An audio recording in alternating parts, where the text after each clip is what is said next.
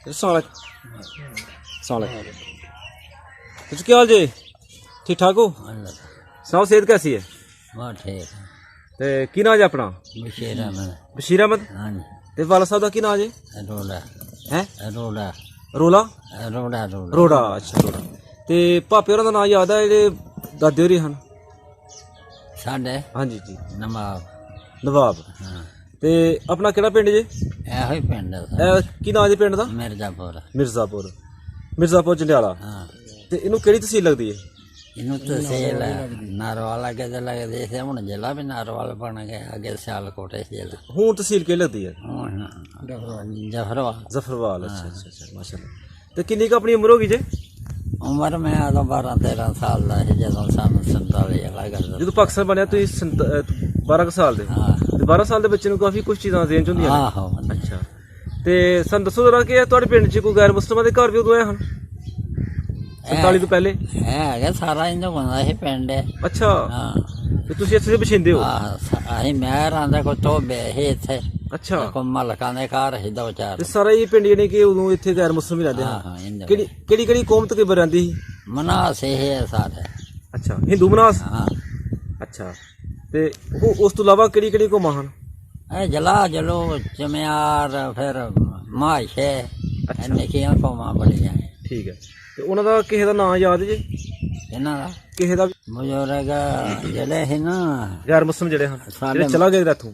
ਸਾਡੇ ਮਾਲੇ ਦੇ ਜਿਹੜੇ ਸੀ ਇਧਰ ਮਸ਼ਹੂਰ ਸੀ ਰਾਮਾ ਲੰਮੜ, ਠੀਕ ਹੈ। ਤੇ ਜੰਡਿਆਲੇ ਚ ਮਸ਼ਹੂਰ ਸੀ ਦਿਆਲ ਸਿੰਘ। ਦਿਆਲ ਸਿੰਘ ਉਹ ਜਿਹੜਾ ਮਾਰਸ਼ੜਾ ਸੀ? ਹਾਂ ਅੱਛਾ ਅੱਛਾ ਉਹ ਅੱਛਾ ਦੋਏ ਨਾ ਮਾਰ ਹਿਲੇ, ਰਾਮਾ ਲੰਮੜ ਵੀ ਇੱਥੇ ਮਾਰ ਗਏ। ਅੱਛਾ ਰਾਮਬਾ ਲੰਬੜ ਵੀ ਮਾਰਸ਼ੜਾ ਸੀ ਤੇ ਦਿਆਲ ਸਿੰਘ ਵੀ ਮਾਰਸ਼ੜਾ। ਦਿਆਲ ਸਿੰਘ ਕਿਤੇ ਇੱਧਰ ਬਾਗ ਚ ਮਾਰਿਆ ਸੀ ਕਿਤੇ?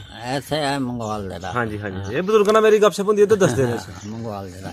ਅੱਛਾ ਹੋਰ ਕਿਸੇ ਦਾ ਨਾਂ ਲਵੋ? ਹੋਰ ਹੁੰਦਾ ਇਹ ਪੰਜਾਬੂ ਹੁੰਦਾ ਇਹ ਧਰਮ ਹੁੰਦਾ ਇਹ ਇਹ ਕੀ ਕੰਮ ਕਰਦੇ ਹਨ? ਜ਼ਿਮੀਂਦਾਰ ਆ ਗਏ ਹੁਣ।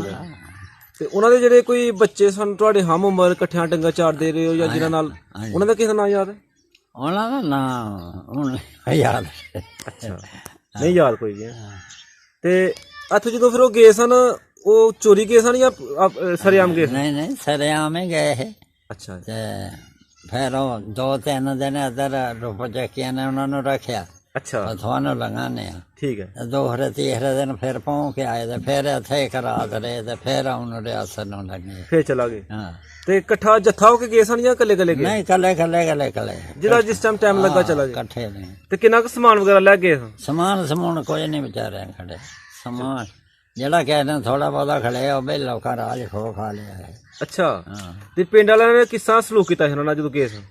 ਪਿੰਡ ਵਾਲਿਆਂ ਨੇ ਵਿਚਾਰਿਆਂ ਨੇ ਕੁਝ ਨਹੀਂ ਉਹਨਾਂ ਨੂੰ ਆਖਿਆ। ਪਿੰਡ ਵਾਲਿਆਂ ਕੀ ਆਖਿਆ? ਪਿੰਡ ਵਾਲੇ ਨਹੀਂ ਕਿ ਉਦੋਂ ਲੋਕ ਮਾੜੇ ਸਨ ਉਹ ਤਗੜੇ ਸਨ? ਹੈ ਹਾਂ ਨਹੀਂ ਨਾਲੇ ਪਿੰਡ ਵਾਲੇ ਲੋਕ ਇੰਨੇ ਜੋਗੇ ਹੈਗੇ ਨੇ ਹੈ ਨਹੀਂ ਸਨ ਮਾੜੇ। ਤੇ ਉਸ ਟਾਈਮ ਪਿੰਡ ਦਾ ਜਿਹੜਾ ਲੰਬੜਦਾਰ ਸੀ ਉਹ ਕੌਣ ਸੀ?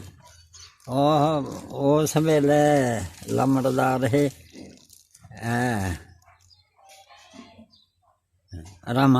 ਰਾਮਾ ਲੰਮੜ ਸੀ ਨਾ ਪਹਿਲੋਂ, ਜਿਹੜਾ ਮਾਰਸ਼ੜਾ ਸੀ? ਹਾਂ। ਤੇ ਫਿਰ ਜਿਹਨਾਂ ਦੇ ਘਰਾਂ ਜੇ ਰਹਿੰਦੇ ਨੇ ਨਾ ਉਹ ਇਹ ਵਿਸਾਖੋ ਸੀ ਉਹਦਾ ਨਾਂ। ਅੱਛਾ ਵਿਸਾਖੋ। ਹਾਂ ਉਹ ਹੀ ਲੰਮੜਦਾਰ।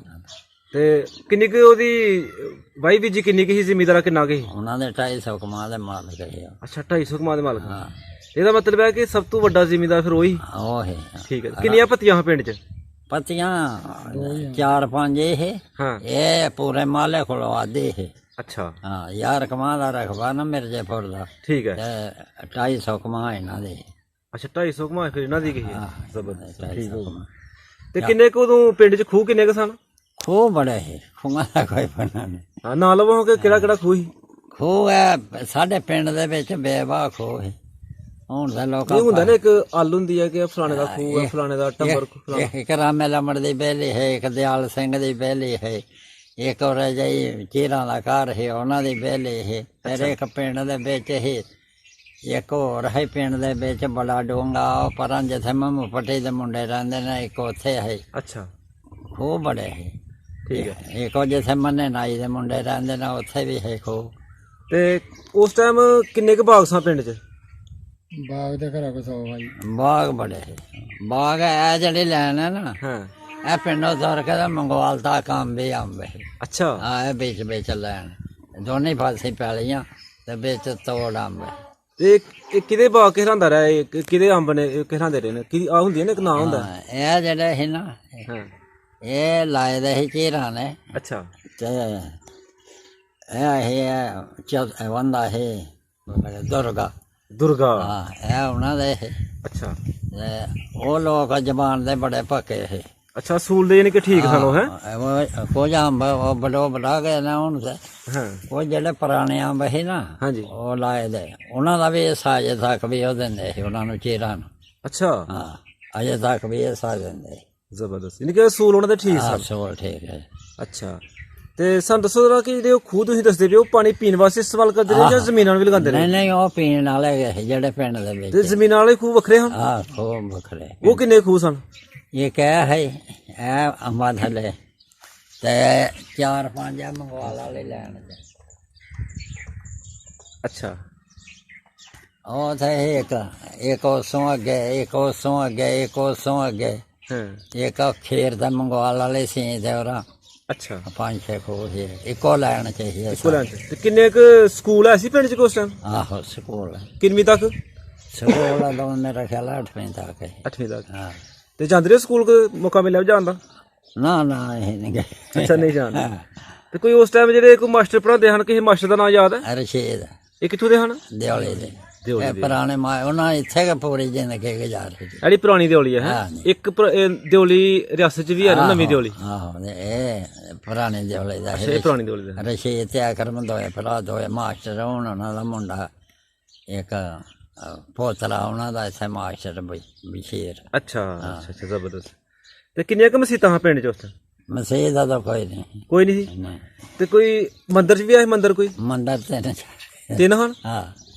ਅੱਛਾ 2-3 ਮੰਦਿਰ ਵੀ ਆਏ ਸਨ ਹਾਂ ਤੇ ਹੁਣ ਤੇ ਕੋਈ ਮੰਦਿਰ ਨਹੀਂ ਇੱਥੇ ਨਾ ਇੱਕ ਜਿੱਥੇ ਵੱਡੀ ਮਸਜਿਦ ਹੈ ਉੱਥੇ ਹੀ ਅੱਛਾ ਇੱਕ ਉਹ ਜਿੱਥੇ ਬੰਨੇ ਨਾਈ ਦਾ ਘਰ ਹੈ ਉੱਥੇ ਹੀ ਅੱਛਾ ਫੇਰ ਨਹੀਂ ਘਟਾਤੇ ਆ ਹਾਂ ਹੁਣ ਇਸ ਟਾਈਮ ਕੋਈ ਵੀ ਮੌਜੂਦ ਨਹੀਂ ਨਹੀਂ ਹੁਣ ਕੋਈ ਨਹੀਂ ਟਾਟੋ ਖਲੇ ਲੋ ਠੀਕ ਹੋ ਗਿਆ ਤੇ ਦੱਸੋ ਜਰਾ ਸਾਨੂੰ ਕਿ ਉਸ ਟਾਈਮ ਕਿਹੜੀ ਕਿਹੜੀ ਫਸਲ ਹੁੰਦੀ ਸੀ ਪਿੰਡ 'ਚ ਫਸਲ ਤਾਂ ਮਕਈ ਕਣਕ ਮਸਰ ਜੌਂ ਚਣੇ ਹਾਂ ਇਹ ਮੁੰਜੀ ਨਹੀਂ ਸਾਡੇ ਕੋਈ ਵੀ ਲਾਂਦਾ ਮੁੰਜੀ ਨਹੀਂ ਹੁੰਦੀ ਨਾ ਲਾਂਦਾ ਹੀ ਨਹੀਂ ਕੋਈ ਵੀ ਅੱਛਾ ਮੌਕਾ ਹਾਂ ਹੁੰਦੇ ਕਿ ਨਹੀਂ ਲਾਂਦਾ ਨਹੀਂ ਰਿਵਾਜ ਹੀ ਨਹੀਂ ਸੀ ਹੈਂ? ਹਾਂ ਕਿਸੇ ਨੇ ਲਾ ਵੀ ਲਈਆ ਕੋ ਕਨਾਲ ਦੇ ਖੂਕਾਂ ਖਾਂਗਾ ਦੇ ਲਾਗੇ ਤੇ ਕਿੰਨੀ ਕੁ ਕਣਕ ਹੁੰਦੀ ਸੀ ਉਦੋਂ ਉਸ ਟਾਈਮ ਕਿੱਲੇ ਦੀ ਕਣਕ ਦਾ ਕਿਹੜੀਆਂ ਖਾਦਾਂ ਸ਼ਾਦਾਂ ਹੈ ਹਾਂ ਇਹੋ ਹੀ ਬੜੀ ਕਿਸੇ ਦੇ ਖਰੇ ਬਰਿਆਲ ਦੇ ਹੋਣੇ ਤੇ 50-60 ਭਰੀਆਂ ਕਿੱਲੇ ਜੋ ਗਈਆਂ ਅੱਛਾ ਜਾਂ 20-25 ਭਰੀਆਂ ਤੇ ਅਸੀਂ ਜਿਸ ਤਰ੍ਹਾਂ ਹੁਣ ਇਹ ਥ੍ਰੈਸ਼ਰ ਨਾਲ ਕੁਤਰਨੇ ਉਦੋਂ ਕੀ ਕਰਦੇ ਰਹੇ ਹੋ ਉਹਦਾ ਫਲਿਆ ਨਾ ਕਹਿੰਦੇ ਫੜਿਆ ਨਾਲ ਹਾਂ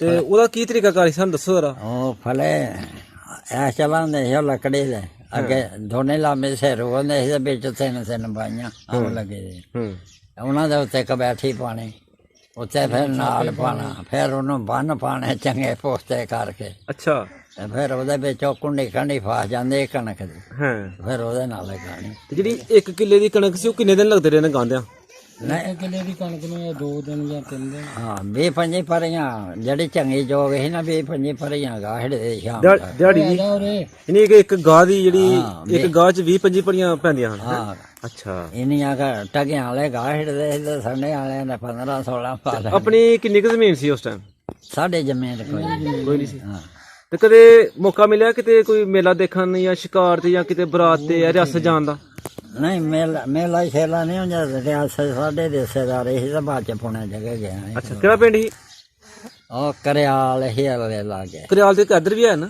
ਨਹੀਂ ਉਧਰ ਹੀ ਅਲਿਓ ਅਲਾ ਦੇ ਅਲਾ ਪਿੰਡੀ ਹੈ ਨਾ ਹਾਂ ਉਹ ਤਾਂ ਪਿੰਡੀ ਜਿਹੜੀ ਉਹ 4 ਵਜੇ ਅਗਲੀ ਸਾਈਡ ਤੇ ਆਹੋ ਹੋਰ ਕਿਹੜੇ ਕਿਹੜੇ ਪਿੰਡ ਹਨ ਇਹਦੇ ਨਜ਼ਦੀਕ ਜਿਹੜੇ ਹੁਣ ਇਸ ਪਿੰਡ ਦੇ ਕਰਿਆਲ ਦੇ ਉਹਦੇ ਲਾਗੇ ਇੱਕ ਫਤਿਹਗੜ੍ਹ ਹੈ ਖਵਾਸਪੁਰ ਹੈ ਇੱਕ ਹੈ ਜਿੱਥੋਂ ਦੇ ਇਹ ਮੰਗਵਾਲ ਨਹੀਂ ਰਹਿੰਦੇ ਉਹ